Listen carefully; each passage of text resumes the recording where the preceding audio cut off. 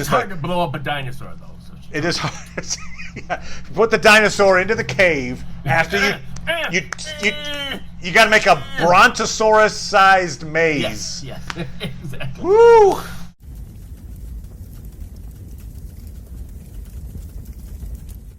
Hey, Internet! It's Paul, it's Matt, the Dork Lords. We are here talking about the new film that just came down on Hulu, Palm Springs. Yeah. It is a film with Andy Samberg, Kristen Milioti. It's a romantic comedy with a sci-fi twist. If you like Groundhog Day, you're probably gonna like this movie. What are your thoughts on Palm Springs, good sir? I really liked it. I was really happy with their ingenuity, and also too a nice love story that was kind of reminded me in a way of the Eternal Sunshine of the Spotless Mind. In that, it's not afraid of showing the frustration that people have in a relationship. Right. I mean, if you were to compare it to Groundhog Day, which I think is a good comparison. Sure. But you've got the situation where one side of the relationship is trying to catch up to the other in a way, right? I mean, Bill Murray seems to be constantly trying to make himself good enough to be in a relationship with Andie MacDowell. Right. That's kind of what I got out of it. Well, one thing, we've discussed this before, actually. One thing that you brought up is how much each character knows, right? You were talking about the fact that once Sarah learns the thing about their relationship that Niles knew and she didn't, which is that they had been sexually involved before, that's an important revelation there. But in Groundhog's Day, there's only one little brief part where they discuss really the situation they're in, and for most of it, she doesn't know, actually. So it's a different kind of love story in a way because, or at least this one in Palm Springs, in that they're both on the same page for most of it, for the most part. They're much more knowing each other's situation than the Groundhog's Day. Right, in Groundhog Day, it felt like, Andie MacDowell was the love interest to be pursued. Yes. And that in this case, Sarah, it's Niles and Sarah are our couple. And they're trapped in this loop together. Yes. And so there is much more, there's like both sides have agency in this relationship. Yeah. Although you could argue too that Sarah, the female, has, is certainly has more agency than Niles. So you could say it's a twist on Groundhog's Day in that the female is more the protagonist. By the way, I looked up an article on the writer was talking about the fact that he was asked, how long was Niles trapped in this loop? He said about 40 years. Oh, okay. He threw it in there. So, it's the sequel to the 40-year-old virgin.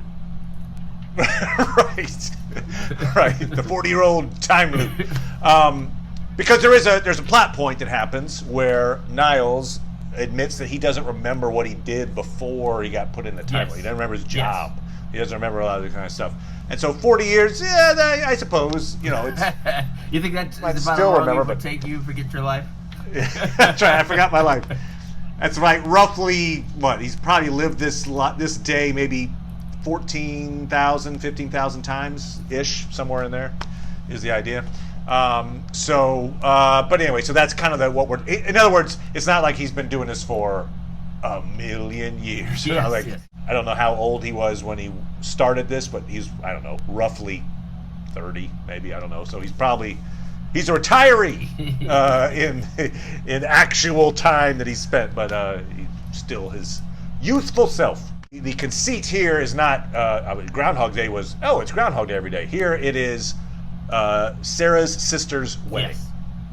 She is the maid of honor, and Niles, his girlfriend at the time, Misty, is in the wedding party.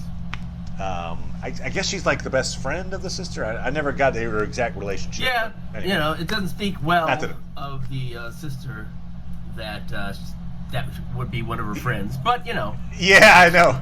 Yeah, Misty is shallow and not that great a Tala person. seems like a good person from all that we see. She does. Well, she donates her bone marrow to her younger brother. Well, that was one of the things we who learned. knows if the family was exerting some kind of pressure on her. True. Although I thought that was presented to, in other words, to make Sarah feel worse about herself. Yes. Basically, like, oh, look, how can you live up to Yes, this perfect older sister? Another thing that was kind of funny that I saw online was somebody was watching this because they are a resident of Palm Springs. Yes. And they were like, oh, cool. It's a movie about our place. Apparently, there's nothing to do with Palm Springs in this movie, other than the title. So, for what that's worth. Well, apparently, that is where the author and the director who co-authored it wrote it.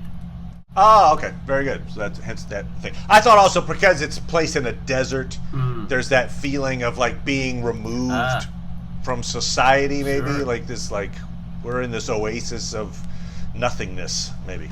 Anyway. So, yes, Niles has been in this situation for 40 years-ish. Well, I don't know how long he's been at the beginning of the movie, but he's been in there for a while. Yes. So he's gone through all the stages that we saw Bill Murray go through in Groundhog Day. Yeah, he went through the suicidal phase. Yeah. And so he kind of jumps right into it. He tries to be a mentor to Sarah. Sarah follows him in to this cave that gets her stuck in the loop. And then she's the audience in a way, right? She's experiencing all this for the first time. And so he's like, look, if you do the suicide, we're just going to wake up and pain is real here. So, you're still going to feel it. But she has to basically prove to herself that she can't get out of the time loop. So she tries to tries to go to Austin, her hometown. Doesn't work. He admits, oh yeah, I went much farther than that. I took some drugs and I ended up in South America or something. And but still came back here. So you go through all those. He has come to a point of, well, Niles, he's nihilistic, maybe, is kind of his thing. He's like, life is meaningless, whatever. Well, I don't know if nihilistic is certainly resigned, but it's not like he doesn't engage anymore with life. It's weird, though, it's like we see him having this, unsatisfying relationship with Misty. Yes. And until he meets up with Sarah, he pays attention to that relationship, which is just interesting. After 40 years of being in this thing that's just terrible. I was thinking that, when we first see Niles, he sort of initiates sex with Misty. So for him, he's willing to start his day off like that. But it's unsatisfying. But he probably also knows, how that's going to go, right? Of course, he knows how, it always ends the same way, probably. So it's like, why even bother? Exactly. Almost, but yeah. But one thing he says that takes it's a lot of work to seduce anyone else. So maybe he's on we know. He reveals later that he's got a way to have sex with Sarah. Who knows? Exactly what he gets out of that before she learns. What their night is like. Right. So he has their night until he gets, an arrow in the back, and that time he just got an arrow in the back. Right. So the arrow in the back brings up the third person who is trapped in his time loop, which is Roy, played by J.K. Simmons. This is the Roy from Counterpart. Yes. No, okay. Like that universe is linked into this. Yes. That cave leads to an alternate world. Yeah. Where? Do you think it was Prime Howard or was I think it's Prime Howard. Oh, okay. Yeah. I don't know. You put Alpha Howard in that loop for after a while, and maybe he would start shooting people. Roy ended up going into the cave, blames Niles for being in this stuck in purgatory, essentially, in his mind, and so he's constantly seeking out Niles to torture him and kill him over and over again. And so there's that plot line going on as well. The advantage for Niles is that Roy lives far away, and he keeps waking up miles away, so he has to commute in order to torture Niles. So Niles knows he's got I've got the morning to myself before I have to start worrying about where the hell the guy is. Well, if he gets a visit, he knows he's not going to see him for a while, probably. Yeah. Because he doesn't come every day. This is, as we say, a modern take on Groundhog Day. what other time travel type movies, time loop movies. You got Edge of Tomorrow, Russian Doll.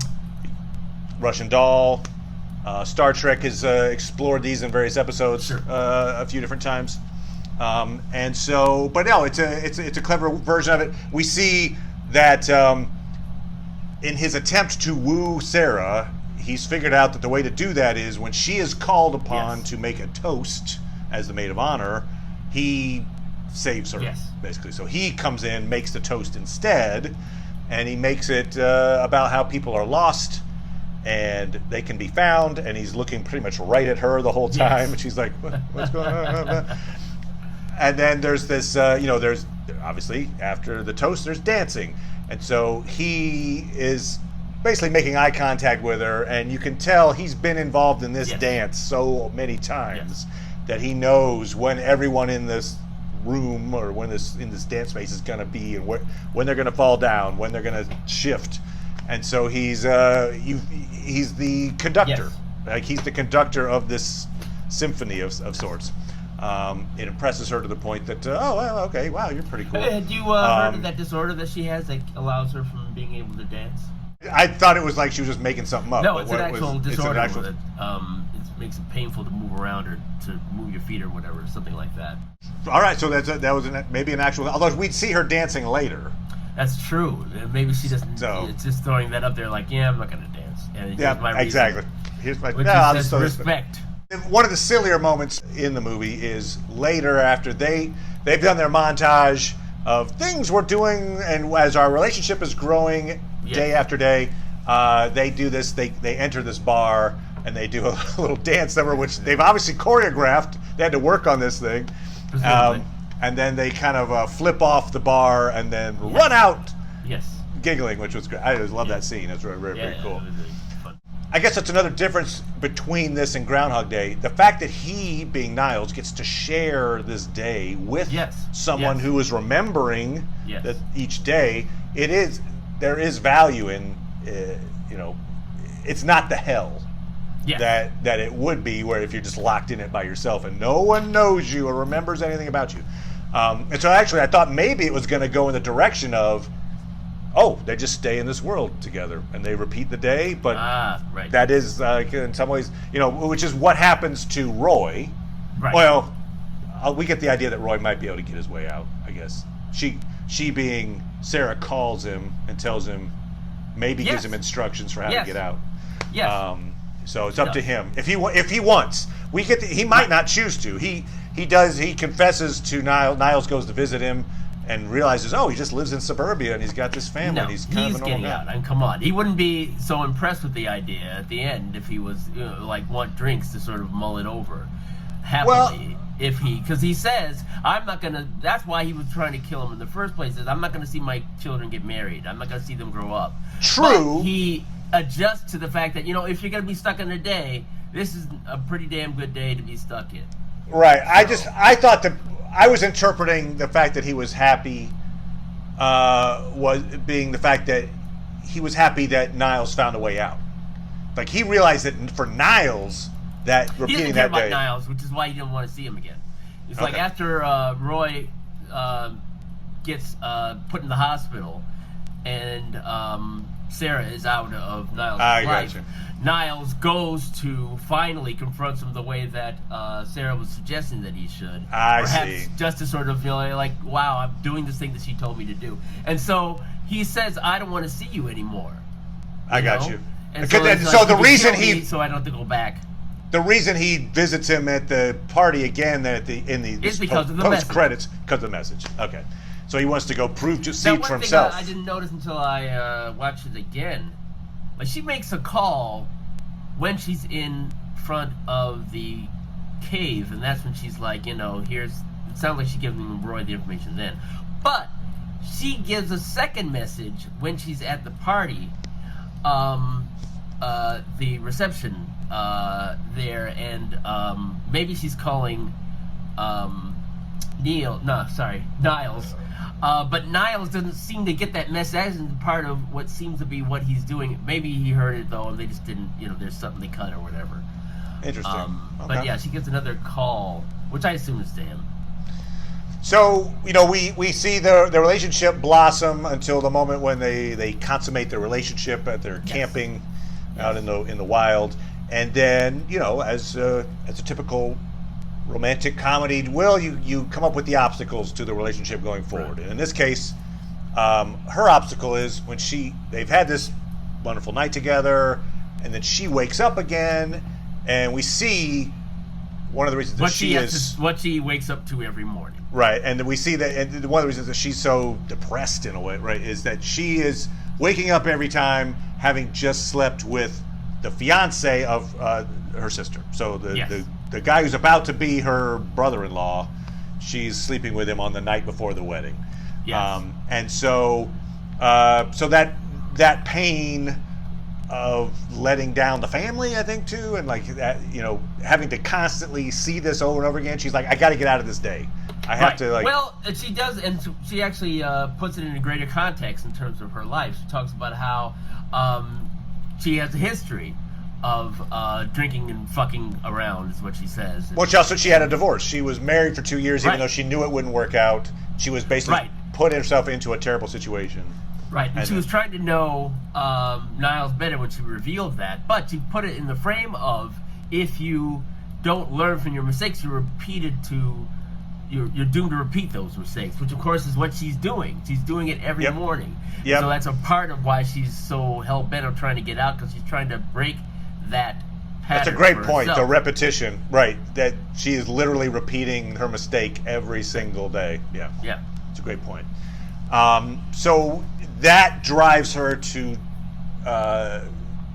attempt to figure out a way to get out of this world, but also in a moment when she could be, in some ways like, oh, I found somebody. The crisis of the situation is blocks her from enjoying that relationship. Well, she doesn't make the point, but in a way she kind of does. The fact that Niles is perfectly happy to live her with that, and even after he finds out what's troubling her, he's just saying, just forget that, and we can be together. And of course, it's that's not a great situation to be in. Why settle for that if you can get out of it?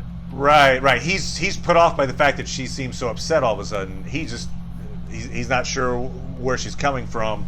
But then, as they get into a heated argument, because she's now, she runs into Roy, and then she's like screwing with the cop that shows up to deal with the problem. He can't see where she's coming from, and then he throws out the line, kind of to hurt her, basically, like, oh, we've had sex thousands of times. Yeah. She's like, what? And we find out that he didn't tell her, but while she was still not in the loop,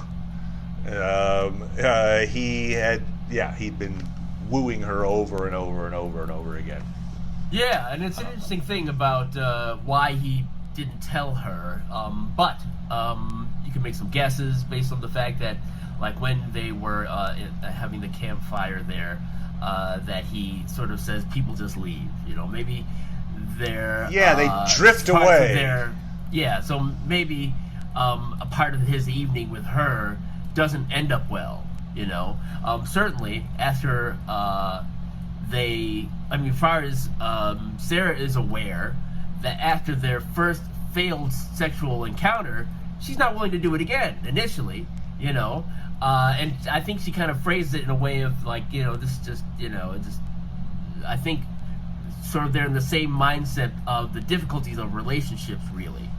Perhaps she's figuring into it the mess she's created in her life, and figuring this is gonna make our relationship bad, and then it'll end, and then they won't be able to talk or whatever. I'm assuming, but you could also, that's what makes the, like, one thing I like to look at when I'm watching a story is, like, if you take away the impossible aspects of it, these people who have difficulty in relationships, and they've found each other. He at the end, when he's giving a speech to her, is saying, like, how improbable that we found each other, but of course the situation we're in is improbable.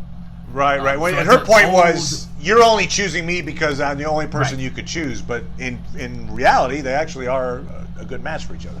And maybe they've only really found each other because they've sort of put themselves into that situation. He ended up finding her because they're so alike, and he enjoys her, and she ended up following him and helping him because she really did care about him and was willing to risk it at that moment.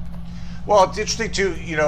We're talking about why he didn't tell her this very important piece of information, and he meant, as you say, he mentions how people drift away. Maybe it's the thought that over this 40 years, he's had so many times where he's had these one-day-long relationships. Sure. And he maybe just got caught into that cycle so much. It's like, why explain anything? I don't want to tell anybody.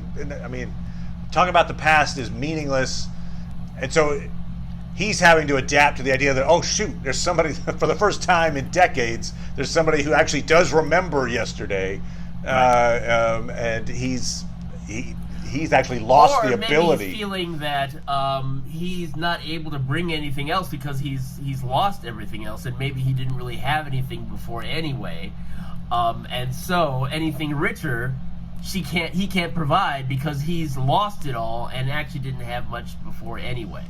So maybe that's what he's dealing with is the bit of because she's not really impressed when it's sort of toasting the situation. She says, so let's pretend that the past doesn't happen, and she's like, yeah, I'll get into that. Like, yeah, I'm sure you do. Because she sees exactly the kind of person. Yeah, right. I mean, it's a huge breach of trust, the fact that he didn't mention this to her, and basically he was treating her like an object for thousands of times. I don't know. Yes. He was taking advantage of her. He had knowledge she didn't have. Yeah. But it reminded me, although it's not quite apples to apples, it reminded me of, I mentioned this to you before, but the movie Passengers, which is Chris Pratt, Jennifer Lawrence. It's a sci-fi movie. They're on a spaceship. What we gather is that they accidentally are awakened way too early through a malfunction on the ship, and so they're the only two people on the ship, and they grow to like each other, and they have this romantic situation. But it's not what it appears. But it's not what it appears, and we find out in a flashback. I help you not to spoil it for people. Oh, okay. Spoilers. Okay. I was spoiled. You spoiled Passengers. My impression is that it's okay to spoil. Okay, I think we're going to spoil Passengers. 3, 2, 1. We're spoiling Passengers. So it turns out, no, Chris Pratt did this breach of trust where he woke up accidentally, got lonely, and decided, without her consent, I'm just going to wake up Jennifer Lawrence, condemn her to die on this ship where she was trying to get to a destination. She'll never get there because she's going to die way before then. And so it's you can understand his actions in a way, like there's a lonely guy, but it is creepy, and it's a huge breach of trust in a love story, and so it undercuts the love story a bit, and you're like, is that okay? Are we supposed to root for this guy? Can't tell. Is he likable? And so it's in a way it's similar here where we've got Niles. It's a pretty big thing not to tell her, and so it's like, am I rooting for this guy? Should I? It's a little bridge to cross. I think they successfully crossed the bridge, but there is that little moment of like, wow, that's a pretty bad breach. They spend quite a bit of time away, but that's so that she can learn physics. Right, she learns physics. Yes. She figures out how to solve the problem. She is inevitably what gets them out of the loop. I wonder if that's figured into the author's 40 years, how many years it took her to learn physics. But, once they get back together, though, that's not, he's able to apologize, and it's not like an issue. She's moving on to the next thing. Yeah, she's like, thanks, and I figured out how to get us out of here. I appreciate that, but... So yes, her plan is that she goes back to the cave, and there's like a 3.2 seconds where you're in the cave before you get flashback the day, and if you have an explosion at that time, maybe you can break out of the time loop. So we discussed this. We're gonna get really nerdy, but so be it. We're interested in this stuff. Yes, we are. She puts one thing I'm curious about is, initially I thought that every time that they wake up, if they create an alternate reality, but maybe I shouldn't take that as as given. Like you're saying, like an Infinity War Endgame kind of thing, where we have different, like an alternate. Yes. Okay. Yes. You're saying it's just and repeat. It's worth mentioning that Clifford Terry, I think is his name, the person who Sarah was talking to via, right, Skype or whatever, is an actual physicist who advised not only this movie but Endgame as well. Nice. That's a cool. It should have a similar sort of thinking in terms of its understanding of time, I would think. That, in other words, the timelines, whenever Niles goes back, starts a new day, whatever different actions he has, that alternate reality continues on, theoretically. Right. Although, one of the things that made me think about is this. I mean, I would think, it's like I read an article with him, and I think he suggested that, there's already a physics problem with time travel anyway. But, if you're going to think about it scientifically, is it his consciousness? They're really boiling it down to the electrical impulses in his brain jump back in time, and retain all the things that he's learned, so all the experiences and memories, and jump back in time and go forward, and everybody else is just it's just their whatever. What was it, the recent Rick and Morty episode where they did the time travel, where yes, the thing was like Morty is killing himself every time. Yes. There's all these dead Mortys yes. Hanging out, but the specifics of it are a little tricky, but also the specifics of how she being Sarah succeeds in breaking the time loop. She takes a goat. Yes. So the goat is sent into the cave with a bunch of C4. She blows up the goat. Spud's goat. Spud's Mackenzie the goat, and then when she wakes up the next day, goat is not there. Right? Is that right? Yes, that's what she says. Now, Okay. before they go into the thing, he asks her if she really wasn't there, and she's like, "Oh, too late now. You're committed already." So maybe it's just what she told him. To get him there. Okay, because it doesn't make sense. Like the goat would still be. You would. If you went back a day, the goat's still going to be there. Right. I mean, it's not like if the goat disappeared at the end of the day. Yes. You wouldn't. So anyway, it's a little confusing. Yeah.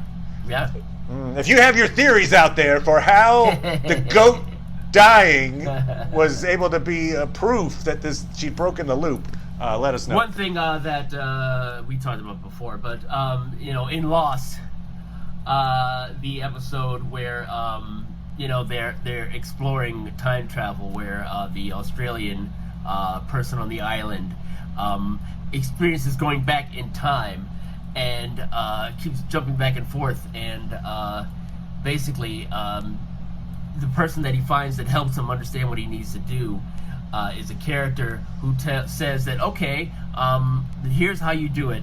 You take an animal and you teach him how to do a maze, but you do the experiment before you do that. And so if to put the animal in the maze and he knows already how to do it, you were going to teach him later, and of course you do have to teach him later, but that's how you would do it. So it's like, you've taught an animal who has can't talk to you and tell you what they remember, but they can behave in a way that you can cause them to remember something, but you would test to see if they remember it before you teach them. So if they'd have done an homage to Lost, they would have had Sarah set up a giant goat maze. Yes, exactly. Send the goat through the maze, teach it, have a big scene, like 15, 20 minutes where she's learning how to teach this maze to the goat. Then the goat comes back, see if the goat goes through the maze. Goat went through the maze! Yeah. It remembered, or it didn't. Okay, yeah. All right, perfect. Hulu was like, we're not paying for a maze. I mean, come on. Come on. We couldn't even we're not even in Palm Springs. Well, also, I guess there's that idea, we see the dinosaurs, which are in this place, which Also, maybe in some way it has a lot of maybe different metaphors, but maybe one of them is that this place exists in all times. Maybe even I don't know. Right. Yes. You know. So anyway, I think that's It's just hard to blow up a dinosaur, though. So it is hard. Yeah. Put the dinosaur into the cave after you got to make a brontosaurus-sized maze. Yes. Exactly. Woo, man. I don't even know what they eat in the desert. I'm not even sure. Anyway, okay. So anyway, it is a fun science fiction romantic comedy, and you recommended it, Paul, and I'm glad you did. I did. It was cool stuff. You take credit, pat yourself on the back, and so we're gonna be back talking about Umbrella Academy season 2. Yes. It's coming up very soon. We did hear the bad news that Falcon and the Winter Soldier, which we are certainly covering when it comes out, has been delayed. Yes. It was gonna come out in August, and it's not now. Probably because they gotta shoot something. I assume they gotta reshoot. Yeah, I would assume Things. If it was just up to editing, I feel like you could socially distance from an editing bay. I would think. Yeah. So we'll be back talking about Umbrella Academy season 2. Let us know what your thoughts were on this movie. It was supposed to come out in theaters, obviously with the pandemic. They decided, all right, let's put it out on Hulu, and it is worth your time. So go check it out, and let us know what you think about it. All right, thank you, Paul. Appreciate it, sir. You're welcome. Have a good one. Bye, everybody.